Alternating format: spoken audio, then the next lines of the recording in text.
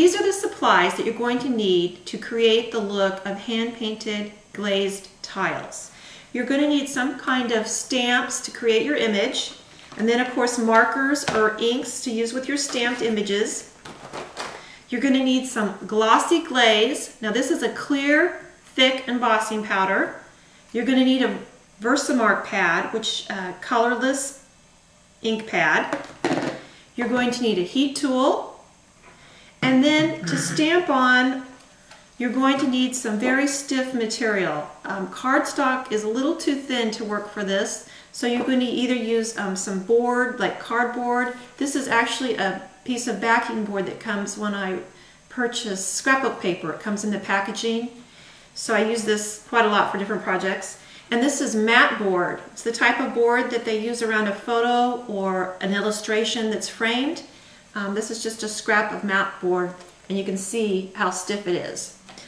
Okay, so let's get started. First of all, let me show you what I'm going to be demonstrating. I'm going to be demonstrating how to create this look of a hand-painted tiles, a grouping of tiles like this. So what you need to start with, and I've already done this, but I've stamped my image on this board,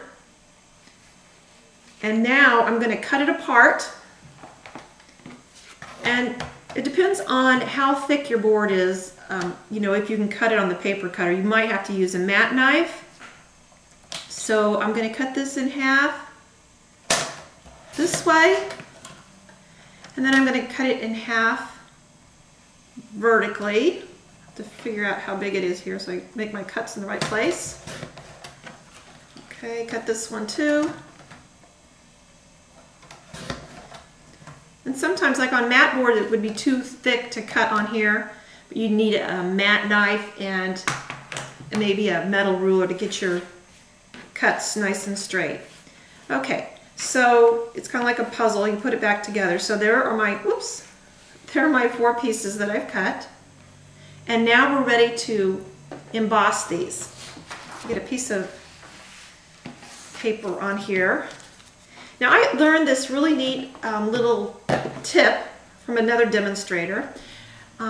Just get a shoebox lid or a lid of a similar kind. And this is great when you're working on little pieces like this, so when you apply the heat, they don't kind of blow all over your work surface.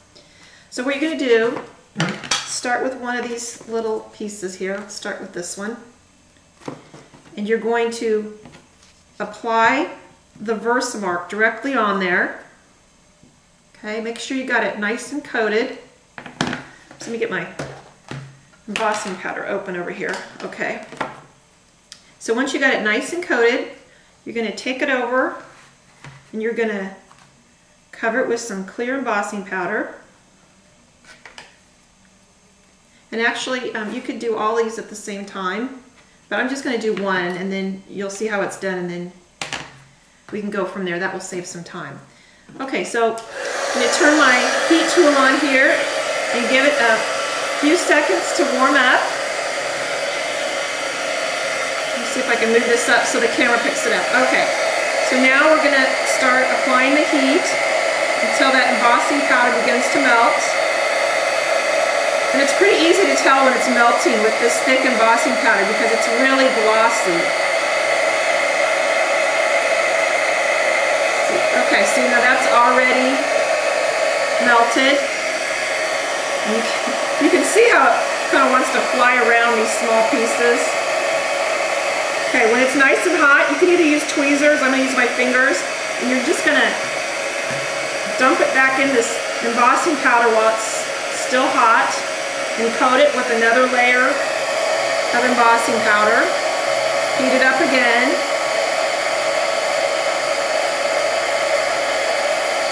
And you're going to do this, give it 3 or 4 coats. Just dump it in here while it's still hot. Heat it up again. What was that, 3? I think this is the 3rd layer.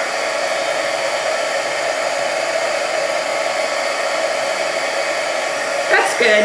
You can put another layer on there if you wanted. It's just really up to you. But for demonstration's sake, this is, I'm going to try to pick it up while it's hot. But let that cool. And I've got glossy glaze stuck on my fingers. Okay, so you would do the same to all 4 pieces. Where did my other piece go? It's flying away here. Anyway, you're going to do it to all 4 pieces. And I don't know if, I hold this up to the camera if you'll be able to pick it up. But can you tell the difference in the glazed one and the unglazed one? Let me see if I can hold it a little closer. You have a nice shiny finish on that one. And when you put several coats of thick embossing powder, it kind of picks up a little bit of a ivory color instead of white. So hopefully you can tell the difference between the two. And so for this card, that's as simple as it is. There's no real secret to it. And I just mounted these together. I put a piece of foam tape. This is just average, everyday foam tape. I put that behind here, underneath this, to kind of stand them out, and then I group them together. And that is my glazed tiled card. Let me show you a few other samples. See, it's so easy. It's unbelievable. Okay, here's another card I created with this technique. And obviously I just used one color of ink and one stamp, upside down here. Stamp that, cut it in thirds, and then just heat embossed it with some glossy glaze. It's really beautiful in person. I don't know how well it shows up on the camera there. Okay, and you're not limited to using this for cards or scrapbooking. There's lots of other types of projects that you can do. Here is a group of magnets. Now, how I created this is I used some matte board. I stamped on some matte board, and then I colored them in using markers. Let's see if I can hold all these in my hand so you can see them. Oops, upside down.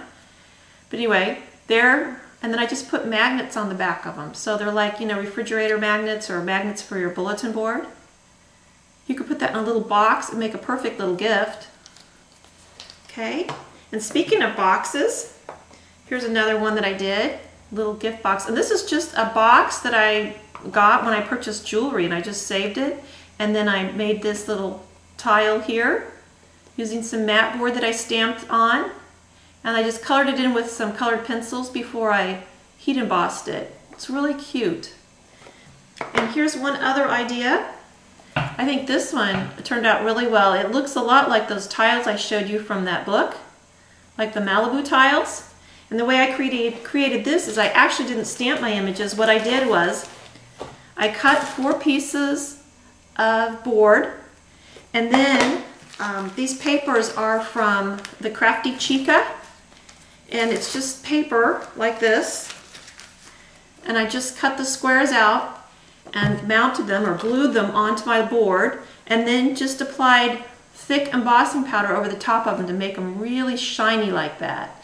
And then again, this is just another little box that I got when I purchased jewelry, and it makes a nice little gift box. You could even do this with an actual wood box that you might purchase from a craft store and paint it and then add these to it. It would look absolutely beautiful. It'd be like a little jewelry box for someone. A great gift, and it's so simple to do. So I hope you enjoyed that demonstration, and gives you a lot of ideas on how you can recreate the look of hand-painted glazed tiles. Thanks for joining me.